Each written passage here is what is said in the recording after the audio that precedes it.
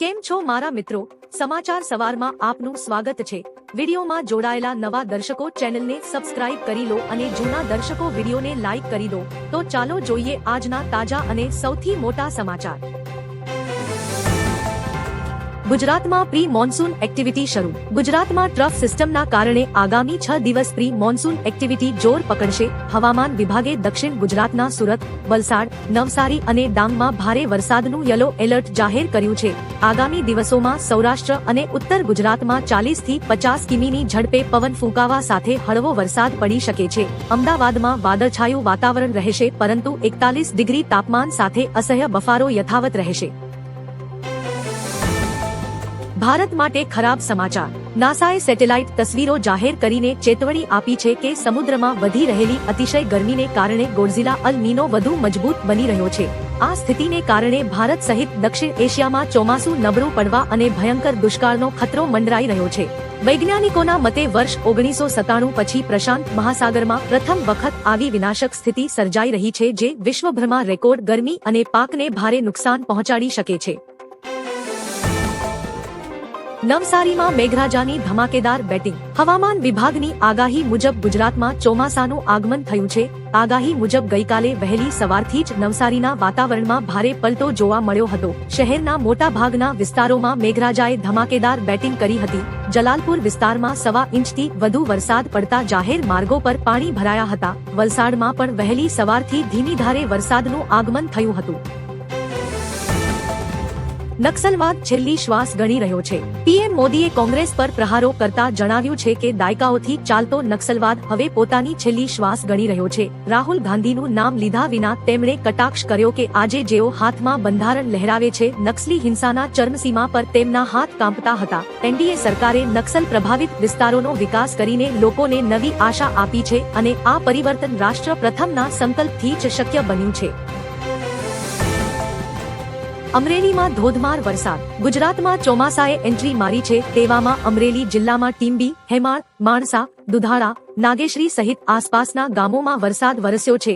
પૂના ગીર ગઢડા તાલુકાના ધોકડવા, સામેતર, બેડિયા, મોતીસર, સોનારિયા આંબાડા, ઉગલા અને જશાધાર સહિતના ગ્રામ્ય પંથકમાં ધોધમાર વરસાદ વરસ્યો છે જેના કારણે અસહ્ય ગરમીથી ત્રાહિમામ પોકારી લોકોને ગરમીથી રાહત મળી છે। ભારે વરસાદથી વૃક્ષ ધરાશાયી થયું હતું। વાવણી લાયક વરસાદ થતા ખેડૂતોમાં ખુશી જોવા મળી છે। હવે સસ્તો થશે ગેસ। કેન્દ્ર સરકારે ઉર્જા સુરક્ષા અને ઘરેલું રસોડા ગેસના અવિરત પુરવઠા માટે મોટો નિર્ણય લીધો છે। જૂન 2026માં અમેરિકા પાસેથી રેકોર્ડ 10 લાખ ટનથી વધુ એલપીજી આયાત કરવામાં આવશે। મધ્ય પૂર્વમાં તણાવ અને હોર્મોઝ સ્ટ્રેટમાં અવરોધને કારણે આયાત ઘટી હતી। આથી સરકારે અમેરિકાના સ્પોટ માર્કેટમાંથી તાત્કાલિક મોટા પ્રમાણમાં એલપીજી ખરીદવાનો આદેશ આપ્યો છે। આનાથી દેશમાં ગેસની અછતનો ખતરો ટળશે। સ્કૂલ ઓન વ્હીલ્સ બસનો શુભારંભ। રાજ્યમાં અગ્રિયા સમુદાયના બાળકોનું શિક્ષણ ન બગડે તે માટે અનોખી પહેલ શરૂ કરવામાં આવી છે। જીએસઆરટીસી દ્વારા તૈયાર કરાયેલી 28 સ્કૂલ ઓન વ્હીલ બસોનું નાયબ મુખ્યમંત્રી હર્ષ સંઘવીના હસ્તે લોકાર્પણ કરવામાં આવ્યું હતું। આ બસોમાં અભ્યાસને લગતી તમામ વસ્તુઓ, ટીવી, પંખા, પીવાનું પાણી અને વોશ બેસિન જેવી સુવિધાઓ ઉપલબ્ધ છે જે સોલાર એનર્જીથી ચાલશે। દરેક બસમાં 20 વિદ્યાર્થીઓ એકસાથે અભ્યાસ કરી શકશે।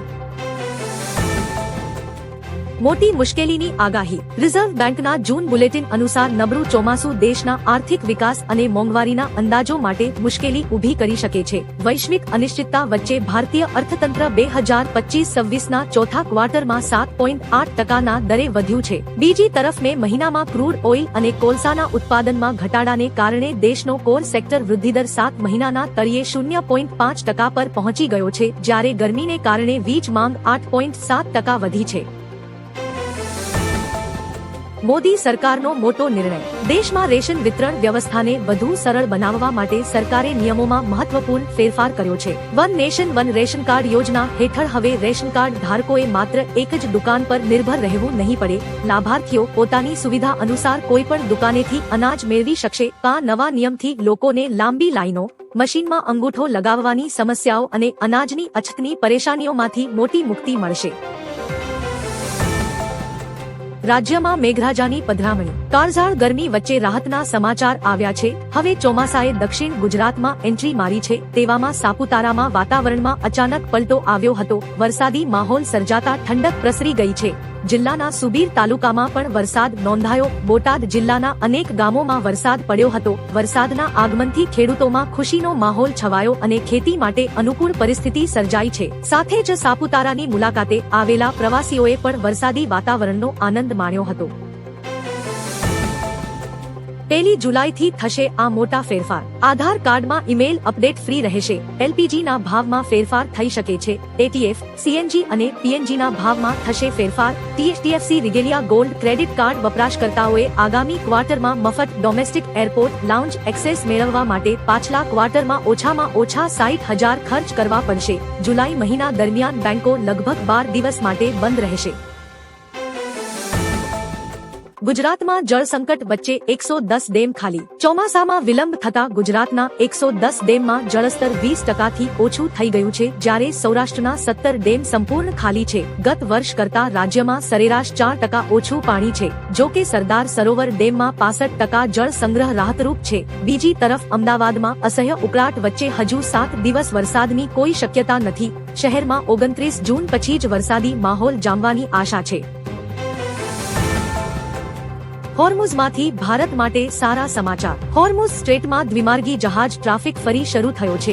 વિદેશ મંત્રાલયના જણાવ્યા અનુસાર 2 ભારતીય ધ્વજવંદન જહાજો પર્સિયન ગલ્ફમાં સુરક્ષિત રીતે પ્રવેશ કરી ચૂક્યા છે, જ્યારે 10 અન્ય હજુ પણ આ વિસ્તારમાં રાહ જોઈ રહ્યા છે.